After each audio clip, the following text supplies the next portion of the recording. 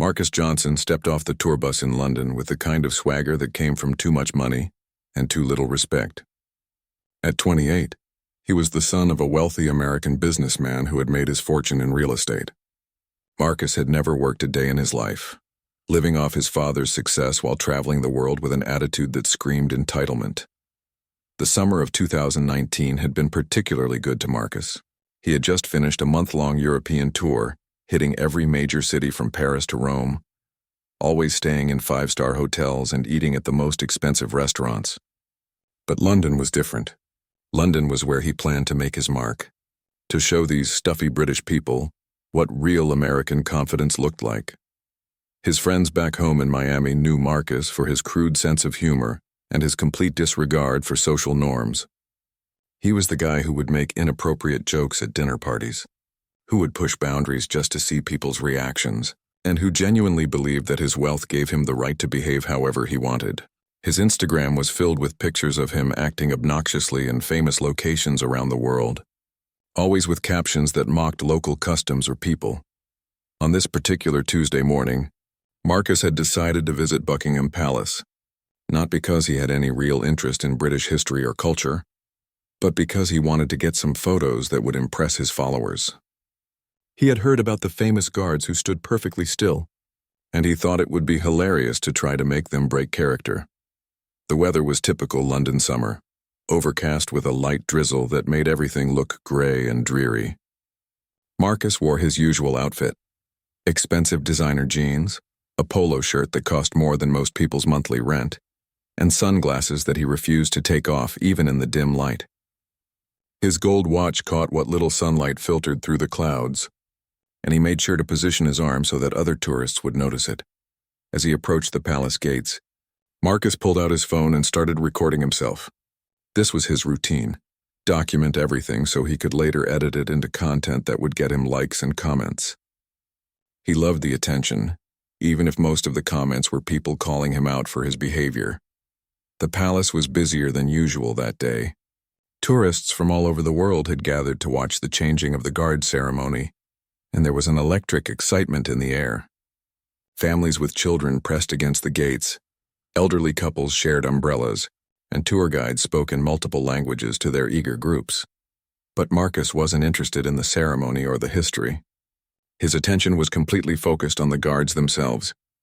These men stood at attention in their iconic red uniforms and tall black hats, their faces showing no emotion, their eyes staring straight ahead. To most people, they represented tradition, discipline, and honor. To Marcus, they were just props for his entertainment. He had read online about tourists trying various things to make the guards react, telling jokes, making faces, even trying to touch them. Most tourists did this respectfully, understanding that these were professional soldiers doing their job. But Marcus had something different in mind, something that would definitely get a reaction and give him the viral moment he was craving. He positioned himself near one of the younger-looking guards, a tall man who couldn't have been more than 25. The guard's uniform was immaculate, every button polished, every crease perfect. His rifle was held at exactly the right angle, and despite the light rain, he hadn't moved so much as an inch. Marcus started with some basic attempts to get attention. He made silly faces, told loud jokes to his phone camera, and even tried dancing in front of the guard. Nothing. The guard remained as still as a statue, his professionalism evident in every aspect of his bearing. Other tourists began to notice Marcus's behavior. Some looked annoyed, others embarrassed by his antics. A few parents pulled their children away, not wanting them to witness what was clearly becoming an inappropriate display. But Marcus was just getting started. He had learned from his travels that shock value was everything. The more outrageous his behavior, the more views his videos would get. He had made videos of himself being rude to waiters in Paris, mocking street performers in Rome, and even pretending to steal from shops in Barcelona. Each video had gotten thousands of views, and the negative comments only encouraged him further. Looking at the stoic guard, Marcus felt a familiar rush of excitement. This was going to be his masterpiece. He was going to do something so shocking, so unexpected that it would go viral within hours. He could already imagine the headlines, the shares, the interviews with online news sites. What Marcus didn't know was that this particular guard, despite his young appearance, was actually a highly decorated member of the Coldstream Guards. He had served 2 tours in Afghanistan, had been personally commended by senior officers for his bravery under fire, and came from a long line of military families who had served the crown for generations. The guard's name was James Mitchell, and though his face showed no emotion, he was well aware of the obnoxious American tourist trying to get his attention. He had dealt with disrespectful tourists before. It was part of the job. But something about this particular individual's energy felt different. More aggressive. More entitled. James had grown up in a working-class family in Manchester. His father had been a factory worker, his mother a nurse. They had instilled in him values of respect, hard work, and service to others. Joining the military had been his way of honoring those values while serving something greater than himself. Standing guard at Buckingham Palace wasn't just a job to him, it was a sacred duty. As Marcus continued his performance, drawing more and more attention from the growing crowd, James remained focused on his training. He had been taught to ignore distractions, to maintain his post no matter what happened around him. But he was also trained to assess threats, and something about this tourist's escalating behavior was beginning to concern him. The rain was getting heavier now, and most tourists had opened umbrellas or sought shelter under the palace's covered areas. But Marcus remained in the open, his expensive clothes getting soaked, his phone protected by a waterproof case. He was completely absorbed in his performance, oblivious to the disapproving looks from everyone around him. What happened next would change both Marcus and James forever, though neither of them knew it yet. Marcus looked around at the crowd that had gathered to watch his antics. He could see phones being raised to record him, which only fueled his desire to do something even more outrageous. In his twisted mind, any attention was good attention, and he was getting plenty of it. The rain had made the pavement slippery, but Marcus didn't care. He was completely focused on his goal of making the guard break character. He had tried everything he could think of, loud noises, inappropriate jokes, even attempting to block the guard's view with his phone. But James Mitchell remained perfectly still, his training and discipline evident in every fiber of his being.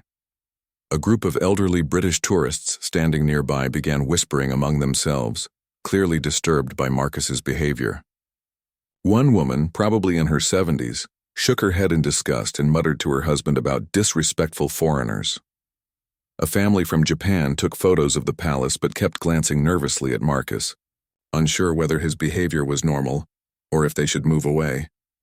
Marcus overheard some of the disapproving comments and felt a surge of anger. These people didn't understand him, didn't appreciate his sense of humor. In his mind, he was just having fun and they were being uptight and boring. This attitude was typical of Marcus. Whenever people reacted negatively to his behavior, he blamed them rather than examining his own actions. He decided to escalate things further. Standing directly in front of guard James Mitchell, Marcus began making increasingly inappropriate gestures and comments. He mocked the guard's uniform, made jokes about British people, and even started doing an exaggerated impression of what he thought a British accent sounded like. The crowd's discomfort was becoming obvious. Several people had moved away entirely, and others were taking photos not of the palace or the guards, but of Marcus himself. He didn't realize it, but many of these photos were being uploaded to social media with comments about the ugly American tourist making a fool of himself at Buckingham Palace. James continued to stare straight ahead, but inside he was fighting every instinct he had. His military training taught him to remain calm under pressure, but his human dignity was being assaulted by this man's behavior. He thought about his family back in Manchester, about his fellow soldiers who had served alongside him, about the history and tradition that his uniform represented. This tourist was mocking all of it. The palace's security team had noticed the disturbance and were keeping a close eye on the situation. They were trained to handle difficult tourists, but they also knew that the guards themselves were highly capable of dealing with problems if necessary. For now, they decided to let James handle the situation in his own way, ready to step in if things escalated beyond verbal harassment. Marcus was running out of ideas. Nothing he did seemed to affect the guard, and his audience was clearly turning against him. But then he had what he thought was a brilliant idea, something so shocking that it would definitely get a reaction and give him the viral video he wanted. Without warning, Marcus gathered saliva in his mouth and spat directly at James's polished black boots. The act was so sudden and disgusting that the entire crowd gasped in shock. A few people screamed, and several others immediately began recording the incident on their phones. The spit landed on James's left boot with a wet sound that seemed to echo in the sudden silence that followed. For a moment, nobody moved. The crowd was stunned by the sheer disrespect of what they had just witnessed. Even Marcus seemed surprised by his own actions, though he quickly tried to hide it behind a smirk. This was the line that should never have been crossed. Spitting on a guard wasn't just disrespectful, it was assault. It was a violation of everything that James represented and everything he had sworn to protect. The moisture from Marcus's mouth now stained the boot that James had spent an hour polishing that morning. The boot that was part of a uniform worn with pride by generations of British soldiers. James felt every muscle in his body tense. His grip on his rifle tightened imperceptibly. His jaw clenched behind his stoic expression. But still he did not move. His training was too strong, his discipline too ingrained. He continued to stare straight ahead as if nothing had happened. The crowd's reaction was immediate and powerful. Angry voices rose from all directions, with people shouting at Marcus in multiple languages. The elderly British woman who had been complaining earlier stepped forward, her face red with anger, and began yelling at Marcus about his disgraceful behavior. Other tourists joined in, creating a chorus of disapproval that made Marcus realize, perhaps for the first time, that he had gone too far. But Marcus's response was typical of his character. Instead of showing remorse or apologizing, he laughed. He actually laughed at the guard, at the crowd, at the entire situation. He raised his phone higher to make sure he was getting all of this on video, already imagining the views and shares this would generate. "Did you see that?" he said to his phone camera, still laughing. "I got him good. Look at that, he didn't even flinch. These British guys are like robots or something." His laughter was the sound that broke something inside James Mitchell. Not his composure, that remained intact, but something deeper. A soldier's patience had limits, and Marcus had just found them. The security team was now moving in, recognizing that the situation had crossed from harassment into assault. But before they could reach Marcus, something extraordinary happened. Something that would be talked about for years to come and shared across social media platforms around the world. James Mitchell, without breaking his stance or moving his body even slightly, began to speak. His voice was calm, clear, and carried the authority of someone who had faced real danger in real combat situations. Every word was measured, every syllable pronounced with perfect diction. What he said next would not only shame Marcus Johnson, but would also restore the dignity of every service member who had ever been disrespected by someone who didn't understand the meaning of honor, duty, and sacrifice. The crowd fell silent, sensing that something significant was about to happen.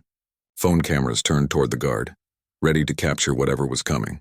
Even the security team paused, recognizing that this was a moment that belonged to James Mitchell. Marcus stopped laughing, suddenly aware that the dynamic had shifted. For the first time since arriving in London, he felt a flutter of uncertainty in his chest. The guard was about to respond, and somehow Marcus knew that he wasn't going to like what he heard. The rain continued to fall on the palace grounds, but it felt like the entire world was holding its breath, waiting to see how this confrontation would end. James Mitchell's voice cut through the London air like a blade.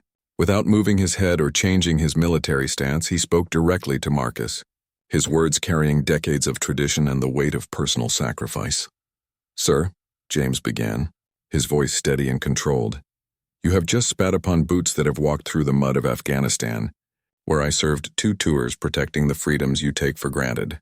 These boots have stood in formation beside the coffins of my fallen comrades, men better than you will ever be."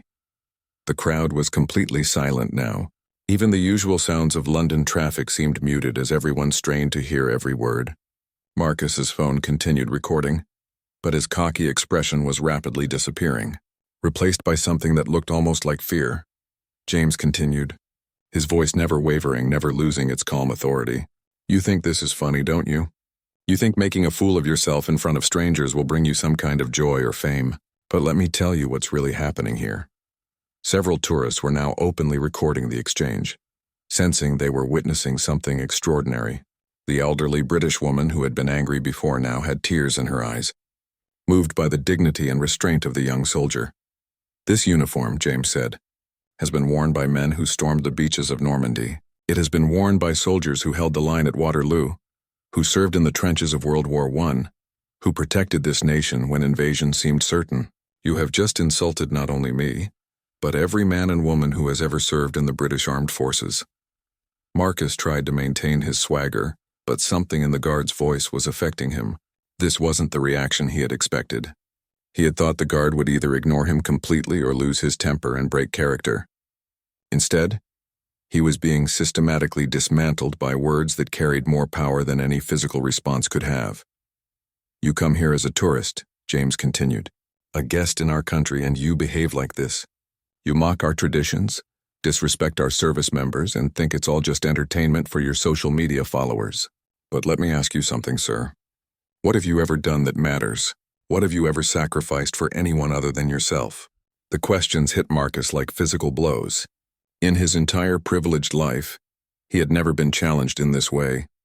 No one had ever asked him to justify his existence or explain his contributions to the world. He was used to being criticized, but always by people he could dismiss as jealous or uptight. This was different. This was being held accountable by someone who had clearly earned the right to judge him. A small group of other guards had noticed the commotion, but they maintained their positions, understanding that their colleague was handling the situation perfectly. They had all dealt with difficult tourists before, but they recognized that James was doing something special here, something that went beyond the usual protocols. "I have served in combat zones where young men and women half your age show more courage in a single day than you have shown in your entire life," James said, his voice gaining strength. "I have watched soldiers die protecting villages full of people they had never met. People who didn't share their language or religion or culture, but who deserved protection simply because they were human beings." Marcus was no longer smiling. The crowd around him was growing, and he could feel their hostile energy. But more than that, he was beginning to feel something he hadn't experienced in years: genuine shame. Not embarrassment at being caught doing something wrong, but actual shame at who he was as a person. "These boots you spat on have carried me through places where people fight and die for the simple right to express themselves freely. The same freedom you abuse every time you post one of your videos. Do you know what those people would think of someone who uses their liberty to mock and humiliate others?" The rain had stopped, but nobody noticed.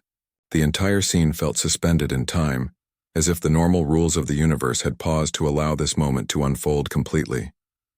James's voice softened slightly, but lost none of its impact. "You see, sir, I could break my stance right now. I could respond to your assault, and yes, what you did is legally assault in ways that would end very badly for you. My training has given me skills that could neutralize threats much more dangerous than a spoiled child with a camera." Several people in the crowd murmured their approval, and Marcus realized that if the guard did decide to take action, no one would help him. He was completely alone in his arrogance, and for the first time in his life, he understood what that felt like. "But I won't do that," James continued, "because unlike you, I understand that true strength comes from restraint. Real power comes from discipline. Honor comes from service to something greater than yourself. These are concepts that seem foreign to you, but they are the foundation of everything that separates civilization from chaos." Marcus found that he couldn't look away from the guard's face. Even though James was staring straight ahead, Marcus felt as though he was looking directly into his soul, seeing all the emptiness and selfishness that he had been trying to fill with attention and validation. "You want to know what's really sad?" James asked, and his voice now carried a note of genuine pity that somehow hurt worse than anger would have. "You have been given every advantage in life.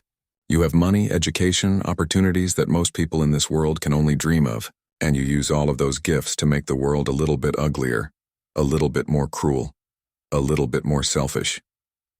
The crowd was mesmerized. Many were crying openly now, moved not just by the soldier's words but by the stark contrast between his dignity and Marcus's degradation. Children who had been playing before were now standing quietly beside their parents, somehow understanding that they were witnessing something important. "So here's what's going to happen," James said, and his voice regained its commanding tone. "You're going to clean my boots, not because I'm ordering you to, but because somewhere inside that expensive education and privileged upbringing, there might still be a shred of decency left. And then you're going to leave and you're going to think about what kind of person you want to be. Marcus stood frozen, his phone still recording, his mouth hanging open. The entire crowd was watching him, waiting to see what he would do. The weight of the moment pressed down on him like a physical force. He had two choices. He could double down on his arrogance and refuse, cementing his reputation as the worst kind of person, or he could find whatever small piece of humanity was left inside him and try to make things right. For the first time in his adult life, Marcus Johnson was about to discover what accountability really meant. The silence stretched on for what felt like hours, though it was probably only 30 seconds. Marcus stood there still holding his phone, the camera still recording, capturing what would either be his greatest humiliation or his first step toward becoming a better person. His mind raced through his options. He could laugh it off, make a joke, try to turn this into just another funny video. That's what the old Marcus would have done. That's what his followers expected. He could imagine the comments. Don't let him boss you around. Just walk away. These British people think they're so much better than us. But something in James Mitchell's words had hit him differently than any criticism he had ever received. Maybe it was the calm authority in the guard's voice, or maybe it was the way the entire crowd was looking at him, not with the usual mix of amusement and annoyance he was used to, but with genuine disgust and disappointment. For the first time, Marcus saw himself through other people's eyes. He saw a grown man who had traveled to another country and decided to humiliate a soldier who was simply doing his job. He saw someone who thought that money and privilege gave him the right to treat other people like props in his personal entertainment show. The elderly, British woman who had been criticizing him earlier stepped closer. Her voice was quiet but firm. "Young man," she said, "that soldier has more honor in his little finger than you have in your entire body. You should be ashamed of yourself." Her words cut deeper than any insult Marcus had ever heard, because they weren't said in anger or hatred. They were said with the kind of disappointment that a grandmother might show to a grandchild who had let her down badly. It was the voice of someone who still believed he could do better, even after what she had witnessed. Marcus looked around at the faces surrounding him. There were tourists from all over the world, people of different ages, races, and backgrounds, but they all shared the same expression of disgust at his behavior. A father was explaining to his young son why the man's actions were wrong. A group of teenagers was shaking their heads in embarrassment, as if Marcus's behavior reflected poorly on their entire generation. But it was the other guards that really got to him. Marcus could see them in his peripheral vision, still maintaining their positions, still doing their jobs with the same professionalism that James Mitchell had shown even while being assaulted. These men had probably seen this kind of disrespect before, but they continued to serve with dignity. Marcus thought about his father back in Miami. Despite all his faults, his father had served in the Vietnam War before building his business empire. He had never talked much about his military service, but Marcus suddenly remembered a conversation they had had years earlier about respect for those who serve their country. What would his father think if he saw this video? The rain had started again, light drops that seemed to emphasize the solemnity of the moment. Marcus realized that hundreds of people were now watching this unfold, and many of them were recording it. This was going to be on the internet forever. His face, his name, his actions, all of it preserved for eternity as an example of how not to behave. James Mitchell continued to stare straight ahead, but his words had done their work. He had held up a mirror to Marcus's soul, and for the first time, Marcus didn't like what he saw. The guard hadn't raised his voice, hadn't threatened him, hadn't even moved. He had simply spoken the truth with such clarity and conviction that it was impossible to ignore. Slowly, almost without realizing what he was doing, Marcus began to lower his phone. The camera was still recording, but his arm dropped to his side.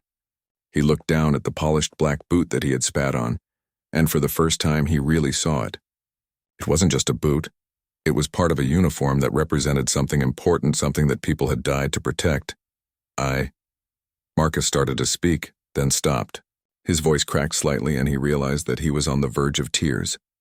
When was the last time he had cried? He couldn't even remember. Certainly not since he was a child. But standing there in the London rain, surrounded by people who rightfully despised him, he felt more alone and ashamed than he had ever felt in his life. The crowd waited. Even the children seemed to understand that this was a crucial moment. Some people were still recording, but others had put their phones away, recognizing that they were witnessing something more important than just another viral video. Marcus reached into his expensive designer jacket and pulled out a handkerchief, a real cloth one that his mother had given him years ago, embroidered with his initials. He had never actually used it for anything, carrying it only because he thought it made him look sophisticated. Without a word, he knelt down on the wet pavement in front of James Mitchell's boots. The concrete was cold and damp, and he could feel the moisture seeping through his expensive jeans, but he didn't care. Very carefully, almost reverently, he began to clean the spit from the guard's boot. The crowd's reaction was immediate and powerful. Some people gasped in surprise, others nodded in approval. The elderly British woman clasped her hands together as if she was witnessing a miracle.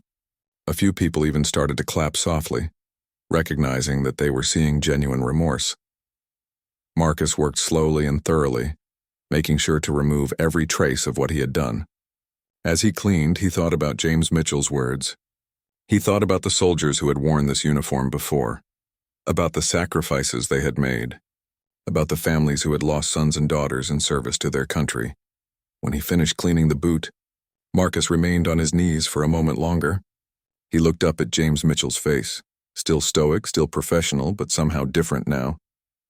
There was no triumph in the guard's expression, no satisfaction at having humbled the arrogant tourist. There was only the quiet dignity of a man who had done what needed to be done. Marcus stood up slowly, his knees wet from the pavement, his expensive clothes stained and wrinkled. He looked at James Mitchell one more time and then, in a voice that was barely above a whisper but somehow carried to everyone in the crowd, he said the words that would change everything. "I'm sorry." It wasn't enough. 2 simple words could never undo what he had done, but it was a beginning. For the first time in his adult life, Marcus Johnson had acknowledged that he was wrong, that he had hurt someone, and that his actions had consequences beyond his own entertainment. The crowd began to disperse slowly, the drama over but the impact just beginning. Some people nodded at Marcus as they passed, acknowledging his apology. Others simply walked away, their opinion of him unchanged by his belated remorse. But Marcus wasn't thinking about the crowd anymore. He was thinking about James Mitchell's question, "What have you ever done that matters?" And for the first time in his life, he realized that the answer was absolutely nothing. The video hit social media like a bomb going off. Within 6 hours of Marcus uploading it to his Instagram account, it had been shared across every major platform: Twitter, Facebook, TikTok, Reddit, and YouTube.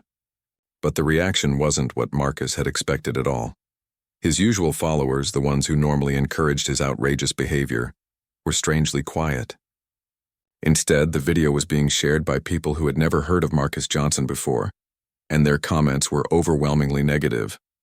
The hashtag #NotShamefulTourist began trending worldwide, and Marcus found himself at the center of a global conversation about respect, privilege, and accountability. Back in his expensive London hotel room, Marcus sat on his bed refreshing his phone every few minutes, watching the numbers climb. Millions of views, hundreds of thousands of shares, tens of thousands of comments. But unlike his previous viral moments, these weren't bringing him the rush of excitement he usually felt. Instead, each notification felt like another weight pressing down on his chest. The comments were brutal but thoughtful. People weren't just calling him names. They were analyzing his behavior, discussing what it said about American tourists, about privilege, about the kind of person who would humiliate a service member for entertainment. Many veterans and active military personnel from around the world had shared the video, with their own commentary about respect for those who serve. One comment that particularly stung came from someone claiming to be a teacher. "I'm showing this video to my students as an example of what not to do when traveling abroad. This young man represents everything wrong with entitled behavior." But it was the news coverage that really made Marcus realize the magnitude of what had happened. Within 24 hours, the story had been picked up by major news outlets in the UK, the United States, Canada, and Australia. The headlines were merciless. "American tourist spits on Royal Guard, gets lesson in dignity," entitled "Millionaire's Son Humiliated by British Soldiers' Response," and "Viral Video Shows the Difference Between Privilege and Honor." The British tabloids were particularly harsh. with one paper running a full front-page story titled, "The Ugly American," alongside a photo of Marcus kneeling to clean the guard's boot. The story included quotes from military families, veterans organizations, and tourism officials all condemning his behavior. Marcus tried calling his father in Miami, but the phone went straight to voicemail. He tried again several times throughout the day, but there was no response. Finally, he received a text message that was more painful than any public humiliation. Saw the video. Disappointed beyond words. "Don't call until you figure out who you want to be." His mother's response was even worse. She had always been his defender, always making excuses for his behavior, always believing that he was just misunderstood. But her message was simple and devastating. "How could you? How could my son do something so shameful?"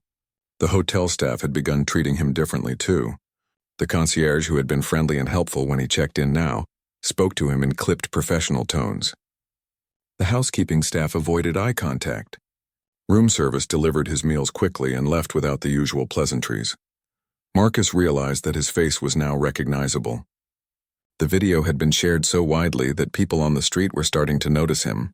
During a brief trip to a nearby coffee shop, he heard whispers and saw people taking photos of him with their phones. The barista recognized him and served his coffee without a word, her disapproval obvious in every gesture. But the most impactful response came from an unexpected source. A veteran named David Thompson from Texas had made his own video response that was now going viral, alongside Marcus's original footage. Thompson, who had lost his left leg in Iraq, spoke directly to the camera from his wheelchair. "I want to talk to the young man who spat on that British soldier's boot. Son, I don't know what kind of life you've lived that made you think that was okay, but I want you to understand something.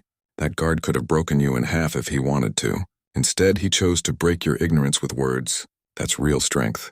That's real discipline. Now the question is, what are you going to do with the lesson he gave you?"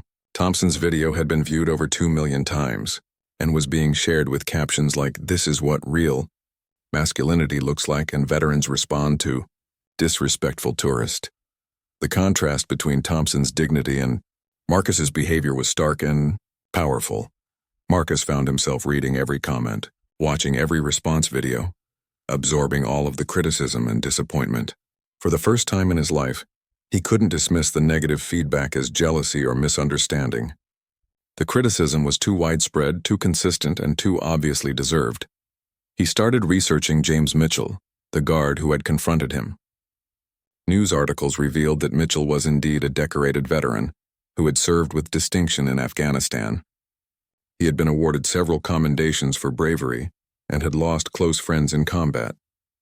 One article included quotes from his former commanding officer describing him as one of the finest soldiers I've ever had the privilege to serve with.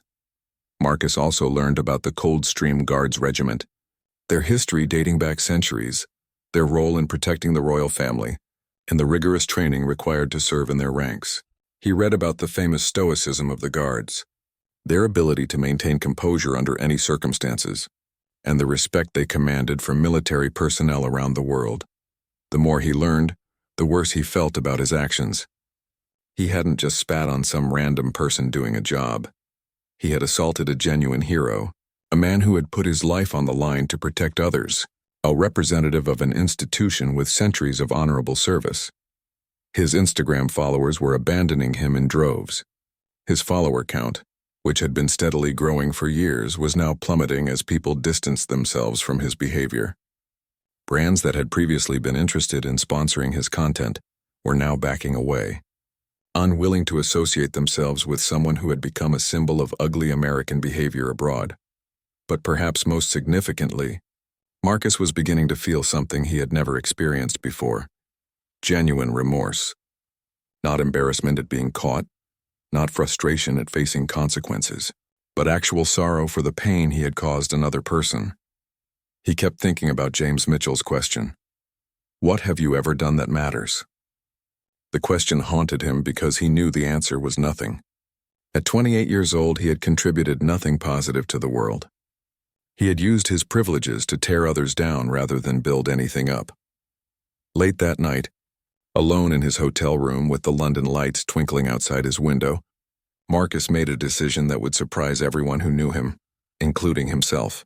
He was going to try to make things right, not just with James Mitchell, but with his entire approach to life. He had no idea how to do it, or even where to start. But for the first time since childhood, Marcus Johnson was going to try to become someone worth respecting. The question was whether it was too late for a man who had spent his entire adult life being someone worth despising. 3 months later, Marcus Johnson stood outside a Veterans Rehabilitation Center in Miami, wearing clothes that would have shocked anyone who knew the old him. Gone were the designer jeans and expensive polo shirts. Instead, he wore simple work clothes, jeans that had actually been worn for work, a plain t-shirt and boots that showed signs of honest labor. The transformation hadn't happened overnight. After returning from London in disgrace, Marcus had spent weeks in his apartment, avoiding social media, and trying to figure out how to rebuild a life that had been based entirely on selfishness and attention-seeking. The viral video continued to circulate, but Marcus had stopped reading the comments and checking the view counts. His father had eventually agreed to see him, but the conversation had been painful and difficult. "You've embarrassed our family name," his father had said. "But worse than that, you've embarrassed yourself as a human being. If you want to make this right, you need to start from the ground up. You need to learn what it means to serve others instead of just serving yourself." The suggestion had initially seemed impossible to Marcus. He had never held a real job, never volunteered for anything, never put anyone else's needs before his own. But something about James Mitchell's words kept echoing in his mind. "What have you ever done that matters?" His first attempt at volunteering had been a disaster. He had shown up at a local food bank with the same entitled attitude he brought to everything else, expecting to be praised for his generosity and photographed for his social media accounts. The volunteer coordinator, an elderly woman named Mrs. Rodriguez, had taken one look at him and assigned him to washing dishes in the back. For 3 hours, Marcus had scrubbed pots and pans while listening to the real volunteers talk about the people they were serving.